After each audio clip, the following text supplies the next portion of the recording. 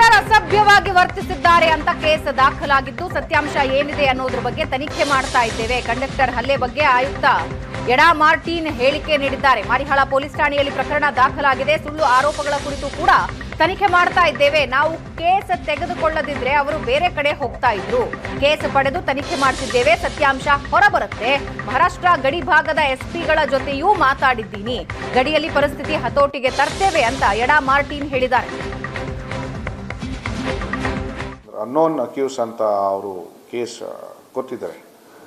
ಆ ಪ್ರಕಾರ ಮಾರಿಹಾಳ್ ಪೊಲೀಸ್ ಸ್ಟೇಷನಲ್ಲಿ ಏನೋ ಒಂದು FIR ಆಗಿದೆ. ಆ ಕಂಪ್ಲೇಂಟ್ ಮೇಲೆ ಆಲ್ರೆಡಿ ಈಗ ನಾವು 4 ಜನ ನಾವು ಸೆಕ್ಯೂರ್ ಮಾಡಿದ್ವಿ. ಈಗ RP ಕಡೆಯಿಂದ ಮತ್ತೆ ನಾವು ಏನು ವಿಚಾರ ಮಾಡ್ತಾಯಿದ್ವಿ, ಈ ಘಟನೆ ಹೇಗೆ ಆಗಿದೆ, ಗಲಭೆ ಹೇಗೆ ಆಗಿದೆ, ಯಾಕೆ ಆಗಿದೆ, ಮತ್ತು ಬಹುಶಃ ಅವ್ರ ಜೊತೆಗೆ ಏನು RPಗಳು ಇದ್ದರೆ ಅಲ್ವಾ, ಇದು ಎಲ್ಲ ವಿಚಾರ ಈಗ ನಡೀತಾ ಇದೆ.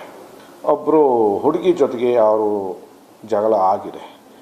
ಇದರಲ್ಲಿ ಜಗಳ ಹೇಗೆ ಆಗಿದೆ, ಅವರು ಬೇರೆ ಭಾಷೆಯಲ್ಲಿ ಮಾತಾಡಿದ್ದಾರೆ, ಮತ್ತು ಇನ್ನೊಂದು ಪಾರ್ಟಿ ಅವರು ಬೇರೆ ಭಾಷೆಯಲ್ಲಿ ಮಾತಾಡಿದ್ದಾರೆ. ಅವ್ರ ನಡುವೆ ಸ್ವಲ್ಪ ಇಶ್ಯೂ ಈ ಥರ ಬಂದಿದೆ. ನೀವು ಏನು ಮಾತಾಡ್ತಾ ಇದ್ರಿ ನನಗೆ ಅರ್ಥ ಆಗ್ತಾ ಇಲ್ಲ.